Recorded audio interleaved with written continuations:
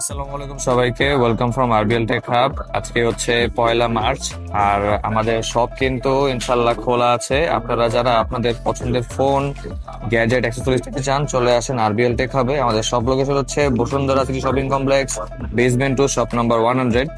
আর আমাদের শপের এই খোলার যেই আর অফ করার যেই ডেটটা সেটা বলে দিই আমি একটু। চাঁদ রাত পর্যন্ত সারা রাত আমাদের খোলা থাকবে প্রত্যেক দিন। ইনশাল্লাহ মঙ্গলবার পর্যন্ত, মঙ্গলবার সবগুলো সহ আমাদের অফ খোলা থাকবে।